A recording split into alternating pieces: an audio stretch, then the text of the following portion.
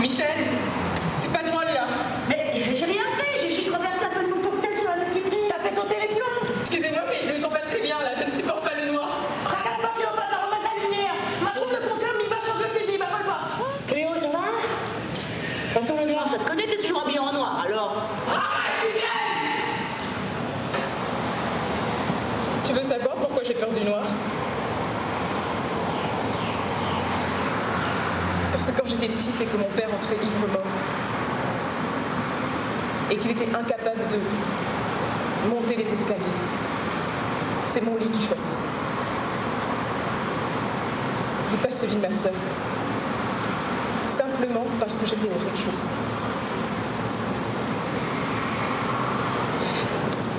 Il pouvait cogner aussi fort qu'il voulait.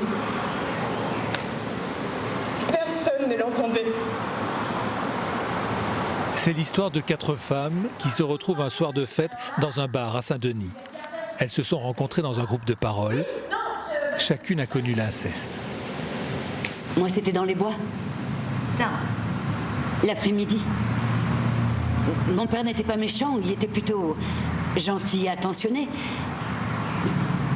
Il a attendu que j'ai mes règles.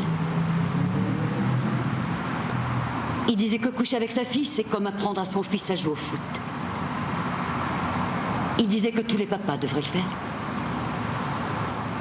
Je sais bien maintenant que c'est pas vrai.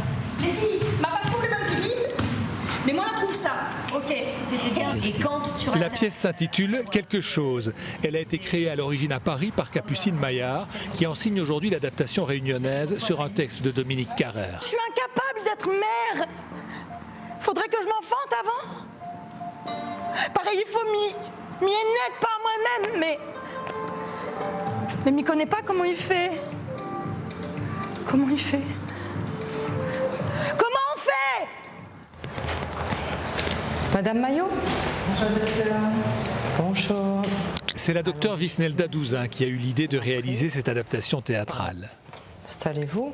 Depuis 20 ans, cette psychiatre de l'établissement public de santé mentale reçoit dans son cabinet des victimes de violences sexuelles. À nous. Voilà, on va faire un petit peu le point comme on avait envisagé. Aujourd'hui, elle reçoit Isabelle, qui a été violée à l'âge de 4 ans et pendant 2 ans par un de ses grands frères. Souvent on me dit, vous avez eu le courage car votre frère vous a violé et vous avez détruit votre famille. Je dis non, ma famille elle était bel et bien détruite depuis des années. C'est une chose très importante. Vous voyez ce que je dis, ma famille. Quand l'inceste, quand l'acte incestueux et quand les actes incestueux et quand l'inceste entre dans une famille, alors c'est que ce n'est plus une famille déjà. Exactement. Donc, et l'histoire d'Isabelle trouve une étonnante résonance dans la pièce que les comédiennes sont en train de répéter à la Cité des Arts.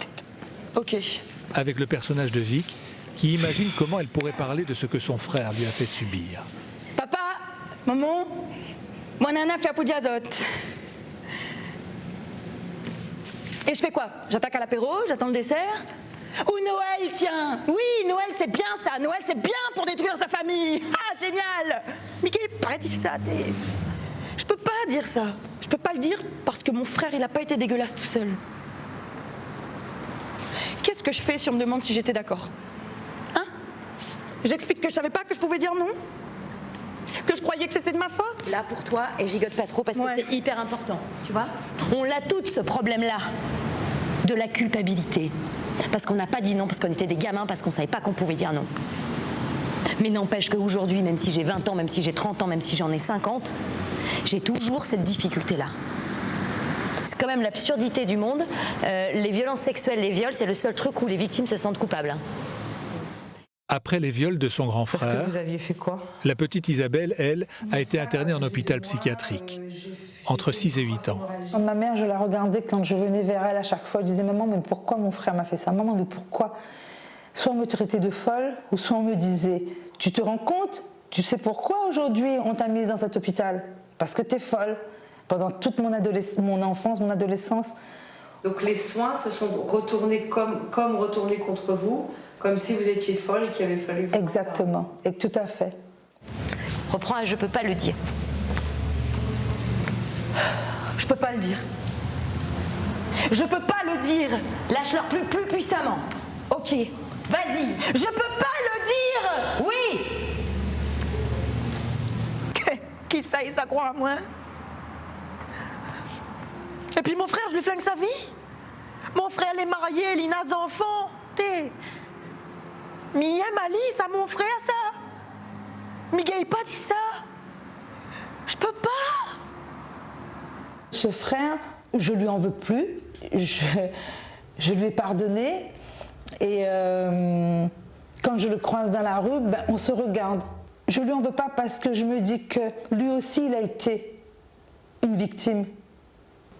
Ce que vous êtes en train de décrire, c'est une famille où c'est en boucle, sans fin. Et, tout à fait. Et si vous êtes celle qui appuie sur l'interrupteur pour dire stop, en fait, vous ne détruisez pas, vous donnez une chance de reconstruire. Exactement, tout à fait.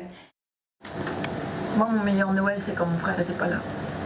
Et pour que d'autres jeunes aient la chance de se reconstruire, des ateliers de théâtre forum seront proposés aux lycéens qui auront vu la pièce Quelque chose sous forme de scénette jouée par des élèves. Parce qu'il me touche. Il touche quoi? Il me touche là. Les histoires jouées sur scène tournent toujours autour de la difficulté de parler de l'inceste. Et l'objectif est qu'en assistant à ces représentations, les jeunes se décident par exemple à aller voir l'infirmière scolaire de leur établissement.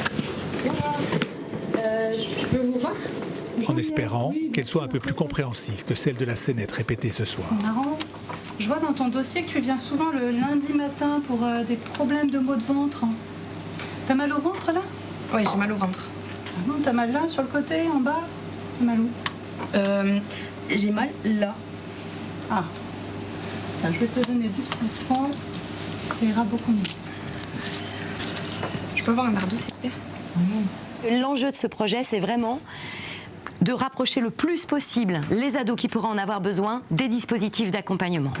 Et puis aussi qu'ils prennent confiance dans cette aide, qu'ils sachent qu'elle existe, qu'ils sachent qu'elle est gratuite, qu'ils sachent que c'est pour eux, qu'il y a de la bienveillance, qu'on peut les croire, etc., etc. C'est vraiment ça l'enjeu. On sait qu'il faut en moyenne 16 ans pour que la victime d'un inceste commence à en parler. Regarde un peu là, ces montagnes que tu vois. Avec cette pièce où l'on pleure et où l'on rit, les porteurs de ce projet espèrent réduire ce temps et libérer la parole des victimes.